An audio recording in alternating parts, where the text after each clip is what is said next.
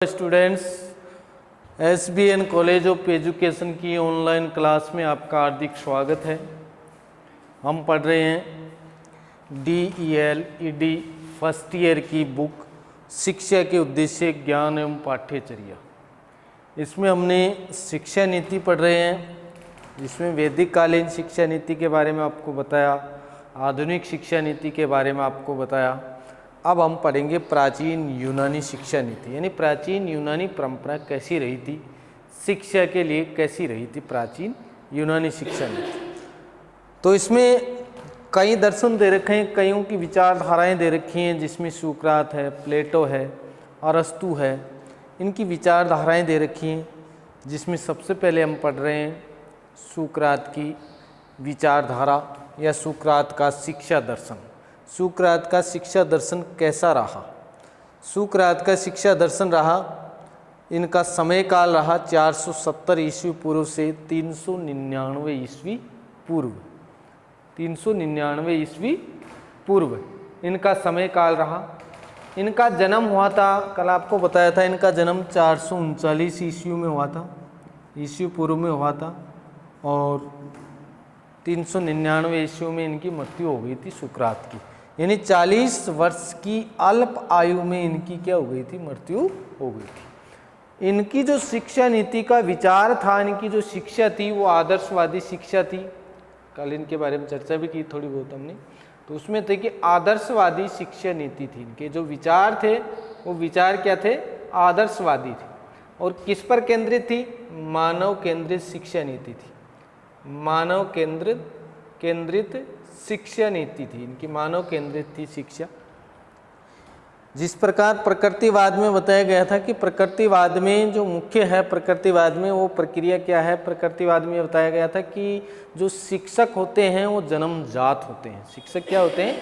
वो जन्मजात होते हैं। जबकि सुकरात की शिक्षा नीति में इस प्रकार की कोई प्रक्रिया नहीं थी कि जो आत्मा है, आत्मा का विकास या आत्मा में विकसित करना, क्योंकि व्यक्ति है वो सांसारिक रूप में आता है, और उस सांसारिक रूप में आत्मा होती है वो बहुत व्यापक होती है, और व्यक्ति उस आत्मा का ही क्या है?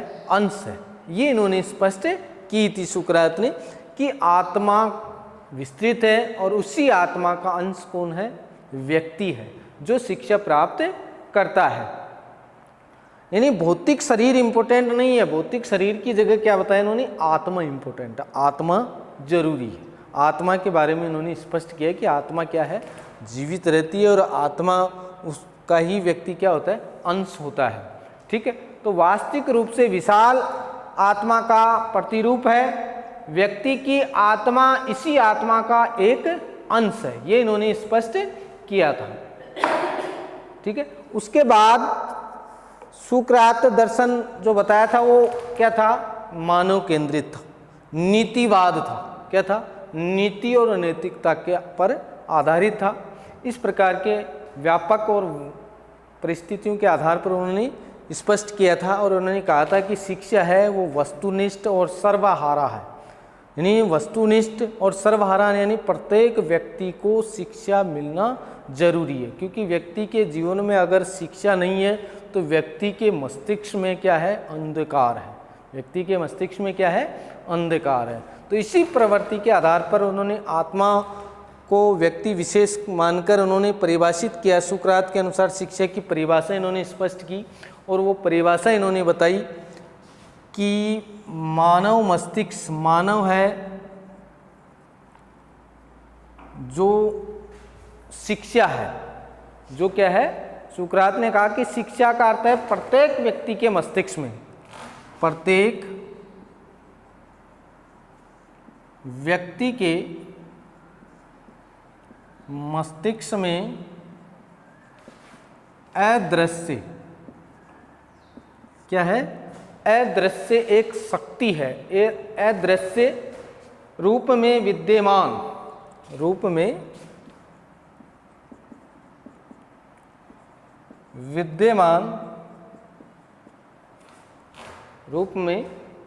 विद्यमान संसार में सर्वमान्य, संसार में सर्वमान्य, संसार में सर्वमान्य विचारों को प्रकाश में लाती है, विचारों को प्रकाश में लाती है। देखो क्या है इसकी, इन्होंने बताया कि प्रत्येक व्यक्ति यानी प्रत्येक जनमानस के मस्तिष्क में अदृश्य रूप से, अदृश्य यानी छिपी हुई रूप से विद्यमान संसार सर्वमान्य विचारों को प्रकाश में लाती है। यानी संसार के जो सर्वमान्य विचार हैं उस विचार को प्रकाश में कौन लाती है? शिक्षा लाती है। क्योंकि मस्तिष्क में क्या होते हैं? अदृश्य रूप में अपने विचार छिपे होते हैं। इन विचारों को विकसित करने का काम कौन करती है? शिक्षा करती है। ये कौन कहता है? सुकरात कहता है। सुकरात ने डेफिनेशन दी है कि प्रत्येक व्यक्ति के मस्तिष्क में अदृश्य विचार विद्यमान होते हैं और इन विचारों को संसार में लाने के लिए, इन विचारों को प्रकाश में लाने का काम कौन करती है? शिक्षा करती है। ये इन्होंने स्पष्ट की और इसकी व्याख्या बताई कि प्रत्येक मनुष्य के मस्तिष्क में अनेक प्रकार के सर्वमान्य विचार होते हैं जो कुछ जन्मजात शक्तियां पाई जाती हैं। यानी उन्होंने बताया कि प्रत्येक व्यक्ति के कुछ विचार होते हैं और उन विचारों को, कुछ विचार तो क्या होते हैं? जन्मजात होते हैं, जन्मजात होते हैं। इन जन्मजात विचारों को भी प्रकाश में यानी बाहर कौन लाती है? यानी उसमें जन्मजात का मतलब है पहले से ही उसमें विचार होते हैं, ज्ञान होता है, ज्ञान बहुत होता है उसमें, लेकिन उन विचारों को विकसित करने का काम कौन करती है? शिक्षा करती है। क्योंकि प्रत्येक व्यक्ति के अंदर अदृश्य रूप में विचार होते हैं। उन अदृश्य विचारों को, जो कुछ जन्मजात भी होते हैं, कुछ सांसारिक और कुछ वातावरण के द्वारा भी लोगों में आते हैं, इसको विकसित करने का काम कौन करती है? शिक्षा करती है। ये सुकरात कहता है। सुकरात यही कहता है कि मस्तिष्क में जो विद्यमान जन्मजात शक्तियां हैं उनको बाहर निकालने का काम भी कौन करती है? शिक्षा करती है। यानी इसने बताया कि जो व्यक्ति हैं, इन व्यक्तियों के अंदर जो जन्मजात गुण होते हैं, जन्मजात गुण होते हैं, जन्मजात जो विचार होते हैं, जो जन्मजात शक्तियां होती हैं, उन जन्मजात शक्तियों को बाहर लाने का काम कौन करती है? शिक्षा करती है। सर्वहारा कार्य किसका काम है? शिक्षा का। यानी जन्मजात विचारों को बाहर लाने या विकसित करने का कार्य कौन करती है? शिक्षा करती है।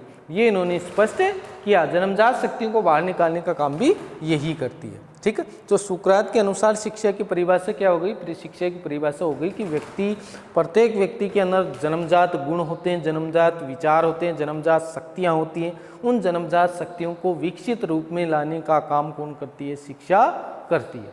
दूसरी इन्होंने बात बताई, वो बताई सुकरात के अनुसार शिक्षक का स्थान। तो देखो, सुकरात के अनुसार शिक्षक का स्थान है वो बहुत ऊंचा है, बहुत ऊंचा, बहुत ऊंचा है। जबकि प्रकृतिवाद कहता है, प्रकृतिवाद में क्या कहता है? प्रकृतिवाद कहता है कि जो शिक्षक होते हैं वो जन्मजात होते हैं। क्या होते हैं? जन्मजात होते हैं। प्रकृतिवाद ये कहता है पैदा होते हैं। प्रयोजनवाद ने उसे मित्र पथ प्रदर्शक इस प्रकार का कार्य किया, जबकि आदर्शवाद सुकरात के अनुसार शिक्षक बिना शिक्षण प्रक्रिया से सुचारू रूप से विकसित नहीं हो सकता। यानी सुकरात क्या कहता है कि शिक्षण प्रक्रिया से ही शिक्षक कार्य करता है। यानी कोई पथ प्रदर्शक या मित्र या इस प्रकार की कोई स्थिति नहीं है। प्रकृतिवाद ये कहता है कि शिक्षक जन्मजात होते हैं। प्रयोजनवाद ये कहता है कि मित्र पथ प्रदर्शक होता है। लेकिन सुकरात की नज़र में सुकरात कहता है कि शिक्षक का स्थान ऊंचा है। शिक्षक का स्थान तो क्या है? ऊंचा है, बहुत ऊंचा है। लेकिन शिक्षण प्रक्रिया के बगैर शिक्षक कार्य पूर्ण नहीं कर सकता। यानी अनुभवी और प्रशिक्षण के बगैर शिक्षण कार्य पूर्ण नहीं कर सकता। इसलिए शिक्षण प्रक्रियाओं का होना बहुत जरूरी है। यानी शिक्षण प्रक्रियाओं का होना बहुत जरूरी है, तभी वो संचालन कार्य कर सकता है। शिक्षक एवं शिक्षार्थी दोनों ही आत्मानुभूति के मार्ग पार्थिक होते हैं। शिक्षक और शिक्षार्थी आत्मानुभूति यानी दोनों क्या होते हैं? समान रूप से उपयोगी होते हैं।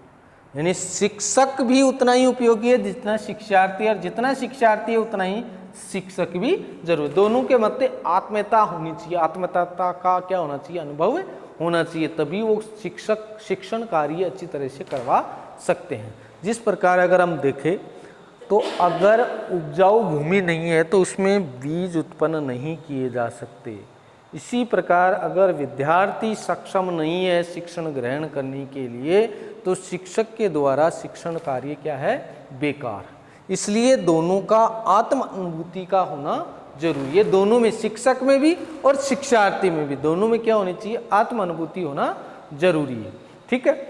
शिक्षक छात्र को अंधकार से प्रकाश की ओर लाता है। शिक्षक छात्र को क्या लाता है, अंधकार से प्रकाश की ओर लाता है। यानी सुकरात के अनुसार शिक्षण का स्थान क्या है, शिक्षक शिक्षार्थी को, शिक्षक अंधकार से प्रकाश की ओर लाता है। प्रकाश की ओर लाने का काम किसका है, शिक्षक का है। यानी शिक्षक क्या होता है, कोरा कागज होता है, और उसको फिर जो प्रशिक्षण दिया जाता है, शिक्षित किया जाता है, तो उसको उसकी जो प्रक्रियाएं हैं, जो उसमें कृतियाँ होती हैं, जो उसकी जन्मजात जो शक्तियाँ होती हैं, उन जन्मजात शक्तियों का बौद्धिक विकास होता है, एक विकासात्मक कार्य होता है, तो उससे अंधकार में से क्या हो जाता है, वो प्रकाश की ओर गतिमय हो जाता है। उससे व्यक्तित्व के से छात्र प्रभावी होता है। यानी सुकरात कहता है कि शिक्षक का अगर व्यक्तित्व अच्छा है, शिक्षक की अगर पर्सनैलिटी अच्छी है, ठीक है, व्यक्तित्व अच्छा है, तो विद्यार्थी उसकी शिक्षक की नकल करता है। और जो शिक्षक होता है, उस शिक्षक जिस प्रकार का आदर्शवादी कार्य करता है, तो विद्यार्थी भी शिक्षक को आदर्श मानकर ही कार्य संचालित करे। इसलिए शिक्षक कैसा होना चाहिए, आदर्शवादी होना चाहिए, व्यक्तित्व वाला होना चाहिए, जिससे कि छात्र का व्यक्तित्व भी झलक सके। और वो कैसे संभव है, वो शिक्षक के द्वारा ही संभव है। तो शिक्षक का व्यक्तित्व क्या होना चाहिए, अच्छा होना चाहिए। ये बात उन्होंने स्पष्ट की। छात्र उसके आचरण का अनुसरण करते हैं। सुकरात ने अंत में यह भी कहा कि प्रत्येक व्यक्ति शिक्षक का पद नहीं ग्रहण कर सकता। यानी उन्होंने ये भी कहा कि प्रत्येक व्यक्ति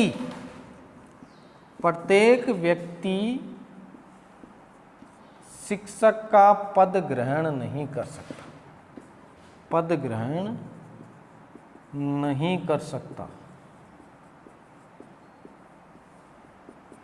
देखो इसने क्या बताया, इसने सबसे पहले तो बताया सुकरात ने कि शिक्षक का पद बहुत ऊंचा होता है। प्रकृतिवाद, प्रयोजनावाद, इसमें जो बताया कि प्रकृतिवाद में शिक्षक जन्मजात होता है, जन्मजात ही पैदा होता है, क्योंकि उसका कार्य ही शिक्षा देना है, जबकि ऐसा कुछ नहीं है। सुकरात ने कहा कि शिक्षण प्रक्रिया के बगैर शिक्षक कार्य नहीं कर सकता, और शिक्षक और विद्यार्थी में आत्मीयता अनुभूति होना जरूरी है, क्योंकि शिक्षक ही एक ऐसा कार्य है, शिक्षक ही एक ऐसा व्यक्ति है जो अंधकार को प्रकाश की ओर ले जाता है। किसको, विद्यार्थियों को, यानी विद्यार्थियों को ज्ञान अर्जित करवाता है। ठीक है। इसलिए शिक्षण प्रक्रिया का होना भी जरूरी है, और शिक्षण प्रक्रिया के साथ साथ शिक्षक और शिक्षार्थी का आत्मीयता का ज्ञान भी होना जरूरी है। इसके बाद उन्होंने ये भी बताया कि शिक्षक जो है, शिक्षक और विद्यार्थी दोनों के मध्य आत्मानुभूति तो होनी चाहिए। इसके साथ साथ उन्होंने ये भी बताया कि शिक्षक छात्रों के अंधकार से प्रकाश की ओर ले जाता है, और उसका व्यक्तित्व क्या करता है, विकसित करता है, सबसे ज़्यादा उनका व्यक्तित्व विकसित करता है। और लास्ट में सुकरात ने यह भी बताया कि प्रत्येक व्यक्ति शिक्षक पद ग्रहण नहीं कर सकता, यानी उसमें कुछ ना कुछ चरित्रवान, कुछ ना कुछ व्यक्तित्व वाला व्यक्ति रहता है, तो उसमें उसका व्यक्तित्व ऐसा होना चाहिए, उसकी पर्सनैलिटी ऐसी होनी चाहिए कि वो शिक्षक के लिए उसको आदर्श मानकर विद्यार्थी शिक्षण कार्य कर सके। शिक्षक का पद ग्रहण नहीं कर सकता, क्योंकि इसके लिए इंटेलिजेंसी होना जरूरी है, और संसार का जो आत्मज्ञान है वो ज्ञान भी जरूरी है। इसलिए सुकरात ने कहा कि प्रत्येक व्यक्ति शिक्षक तो नहीं बन सकता, और प्रत्येक व्यक्ति के अंदर जन्मजात गुण भी नहीं होते, लेकिन शिक्षण कार्य के लिए शिक्षण प्रक्रिया का होना जरूरी है। ठीक। तीसरी बात उन्होंने बताई, किसी विशेष शिक्षण विधि पर बल दिया। यानी आदर्शवाद किसी विशेष शिक्षण विधि पर बल नहीं देता। यदि उद्देश्य स्पष्ट एवं निश्चित है तो सुविधा अनुसार वह अपनी रुचि, योग्यता व अभिवृत्ति के अनुसार हम पद्धति को खोज सकते हैं। इन्होंने क्या बताया, आदर्शवाद क्या कहता है, आदर्शवाद ये विचार किसके थे, सुकरात के। आदर्शवाद कहता है कि शिक्षण विधि पर कोई विशेष शिक्षण विधि कोई नहीं है कि शिक्षण विधि पर ही बल कर कार्य संचालित किया जाए, यानी शिक्षण विधि से ही विद्यार्थियों को पढ़ाया जाए।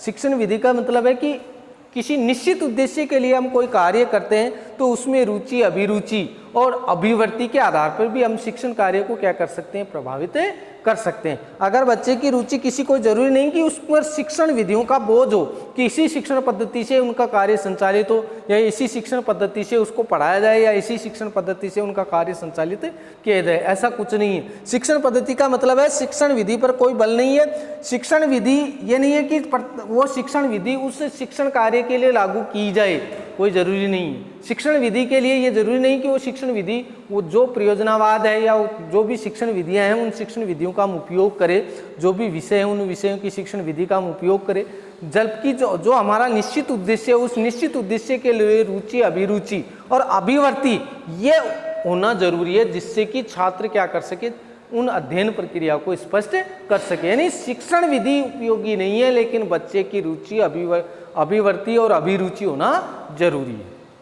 ठीक है। इसके साथ साथ उन्होंने स्पष्ट किया कि यहाँ पर सुकरात का कहने का तात्पर्य कि एक ही लक्ष्य या उद्देश्य को प्राप्त करने के मार्ग अनेक हो सकते हैं। यानी एक ही लक्ष्य और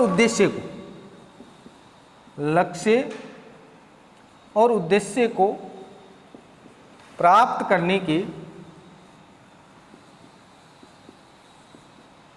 मार्ग अलग अलग हो सकते हैं। कोई जरूरी नहीं कि जो एजुकेशन हम शिक्षण प्रक्रिया, शिक्षण विधियों से प्राप्त कर रहे हैं तो आगे भी हम उसी पद्धति से शिक्षण विधि अपनाएं या उसी शिक्षण विधि का हम बार बार प्रयोग करें कि एजुकेशन करवा रहे हैं कि तो ये क्लास या ये जो बच्चा है, ये छात्र है, ये इस शिक्षण विधि से इसका उपयोग करके ये एजुकेशन प्राप्त कर रहा है। कोई ज़रूरी नहीं है कि हम अपने लक्ष्य या उद्देश्य को प्राप्त करने के लिए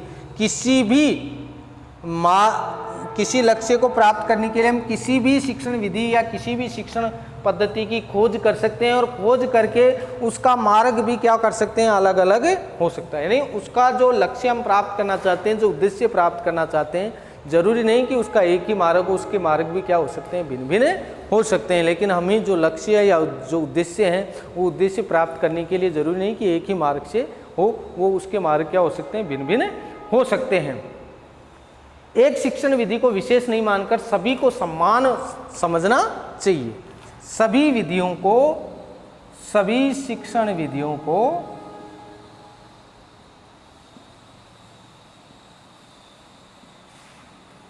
समान समझना चाहिए।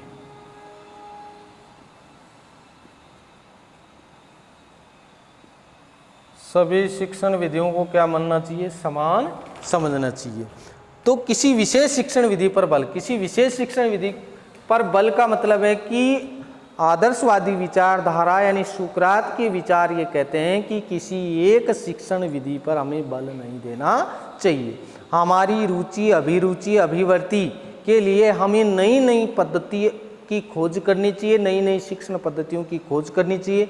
और नई नई शिक्षण पद्धति की खोज करने के लिए हमारा जो लक्ष्य है, जो उद्देश्य है, वो उद्देश्य प्राप्त करने के लिए हमारे मार्ग भिन्न हो सकते हैं। यानी शिक्षण विधियां, अलग अलग शिक्षण विधियों का हम प्रयोग कर सकते हैं। किसी एक शिक्षण विधि पर क्या नहीं देना चाहिए, जोर नहीं देना चाहिए। सभी शिक्षण विधियों को समान रूप से समझना चाहिए, ये कहना चाहता है सुकरात या आदर्शवादी विचारधारा। उसके बाद है अनुशासन की भूमिका, यानी अनुशासन होना बहुत जरूरी है। आदर्शवादी सुकरात ने बताया कि शिक्षा के लिए अनुशासन होना अनिवार्य है।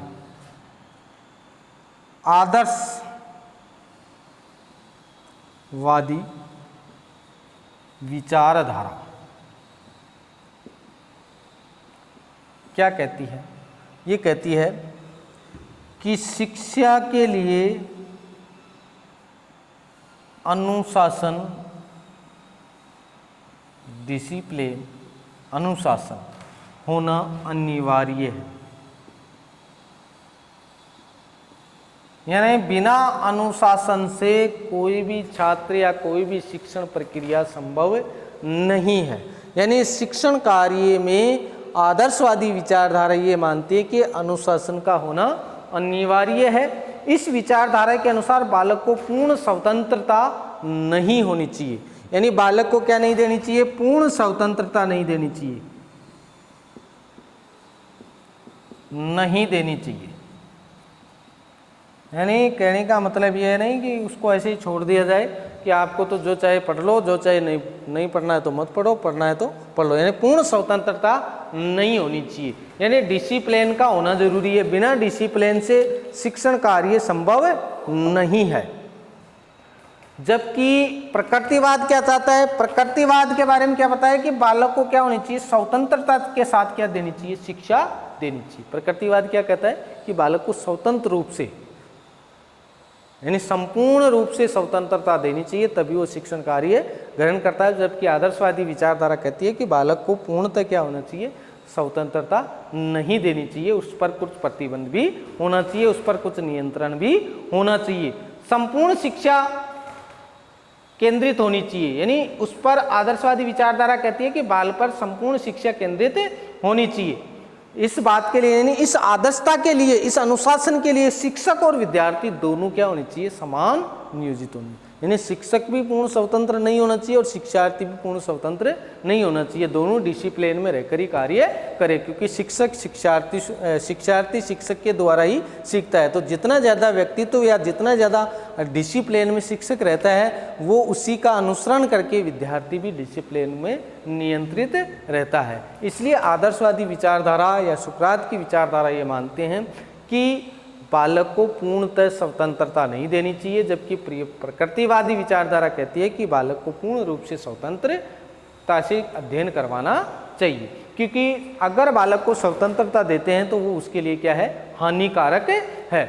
जबकि प्रकृतिवाद और आदर्शवाद का नारा है अनुशासन, प्रकृतिवाद का नारा है स्वतंत्रता और आदर्शवाद का नारा है अनुशासन। यानी दोनों में भिन्नता क्या है, आदर्शवादी विचारधारा तो कहती है कि अनुशासन, उनका नारा क्या है, अनुशासन में रहकर पूर्ण स्वतंत्रता नहीं देनी चाहिए, अगर पूर्ण स्वतंत्रता देंगे तो वो हानिकारक है। जबकि प्रकृतिवाद के का नारा क्या है कि पूर्ण स्वतंत्रता के साथ बालक को एजुकेशन दिया जाना चाहिए। तो इस प्रकार की विचारधाराओं दोनों में मतभेद की स्थिति भी है, इन्हें अपनी अपनी प्रक्रिया भी प्रदर्शित करते हैं। जबकि सुकरात की शिक्षा दर्शन में ये स्पष्ट किया गया है कि जो विचारधारा है उनकी आदर्शवादी विचारधारा, उसमें स्वतंत्रता हो तो होनी चाहिए, बच्चे को स्वतंत्र रूप से एजुकेशन तो दिया जाना चाहिए, लेकिन पूर्ण रूप से स्वतंत्रता नहीं होनी चाहिए। ठीक है। उसके बाद है शिक्षा साधन के रूप में। शिक्षा क्या है, साधन के रूप। आदर्शवादी शिक्षा जीवन के लक्ष्यों को प्राप्त करने की पृष्ठभूमि प्रस्तुत करती है, यानी लक्ष्य जो हैं उन लक्ष्य को प्राप्त करने का कार्य कौन करती है, शिक्षा है। इसलिए शिक्षा क्या है, एक साध्य और साधन है। शिक्षा क्या है, एक साध्य और साधन है। इसलिए कहने का तात्पर्य है कि जीवन के उद्देश्य, शिक्षा के उद्देश्य जीवन के उद्देश्य से अधिक है। शिक्षा का उद्देश्य जीवन के उद्देश्य से क्या है, अधिक प्रस्तावित है, अधिक मान्य है। तो उन उद्देश्यों को प्राप्त करने के लिए, यानी जीवन के उद्देश्य प्राप्त करने के लिए शिक्षा के उद्देश्यों को जानना जरूरी है। शिक्षा के उद्देश्यों को जानना जरूरी है, और शिक्षा के उद्देश्यों को जानना जरूरी है, इसका मतलब है कि जीवन की शिक्षा जानने के लिए शिक्षा को हमने क्या मान लिया, साधन। क्या मान लिया, साधन। यानी एजुकेशन क्या है, शिक्षा क्या है, साधन है। क्योंकि जीवन के जो उद्देश्य है, हमारे जीवन के उद्देश्यों की पूर्ति करने के लिए हमें शिक्षा का सहारा लेना पड़ता है, यानी बिना शिक्षा से जीवन के उद्देश्य पूर्ण नहीं होते। इसलिए शिक्षा के माध्यम से ही हम जीवन उद्देश्यों की पूर्ति करते हैं, और जीवन उद्देश्यों की पूर्ति करते हैं। इसी कारण शिक्षा क्या है, एक साधन है। किसके अनुसार, आदर्शवादी विचारधारा के अनुसार। ठीक है। तो सुकरात ने स्पष्ट क्या किया, सुकरात ने बताया कि जो हमारा शिक्षा दर्शन है वो मानव केंद्रित है। विचारधारा सुकरात की कैसी थी, आदर्शवादी विचारधारा थी। उसने डेफिनेशन दी थी कि मानव मस्तिष्क में अदृश्य विचार होते हैं, यानी बहुत से विचार होते हैं, और संसार रूपी क्षेत्र में उनको बाहर लाने का काम कौन करती है, शिक्षा करती है। यानी संसार रूपी विचारों को यानी संसार सर्वमान्य विचारों को प्रकाश में लाती है। कौन लाती है? एजुकेशन लाती है। यानी उसका कहने का मतलब है कि व्यक्ति में जन्मजात शक्तियां होती हैं, लेकिन उन जन्मजात शक्तियों को बाहर लाने का कार्य कौन करती है? एजुकेशन करती है, यानी शिक्षा करती है। ठीक है, ये विचार किसके थे? सुकरात के थे। उसके बाद सुकरात के अनुसार शिक्षक का स्थान क्या था? शिक्षक का स्थान तो ऊंचा था, लेकिन शिक्षण प्रक्रिया भी है, क्योंकि बिना शिक्षण प्रक्रिया से शिक्षण कार्य संभव नहीं है। इसलिए शिक्षक और शिक्षार्थी के मध्य क्या होना चाहिए?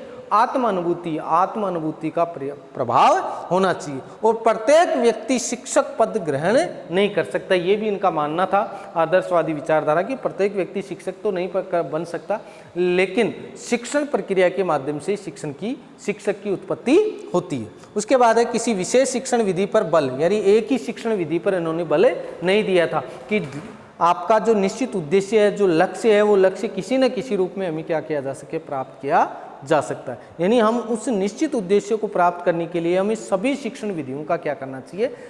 सभी शिक्षण विधियों को समझना चाहिए, क्योंकि प्रत्येक शिक्षण में जो हमारे उद्देश्य हैं, जो लक्ष्य हैं, उनको प्राप्त करने के लिए हमें किसी न किसी मार्ग का उपयोग करना होता है, और सभी उद्देश्यों को प्राप्त करने के लिए एक मार्ग नहीं होता, मार्ग भिन्न भिन्न होते हैं। अनुशासन की भूमिका, तो प्रकृतिवाद तो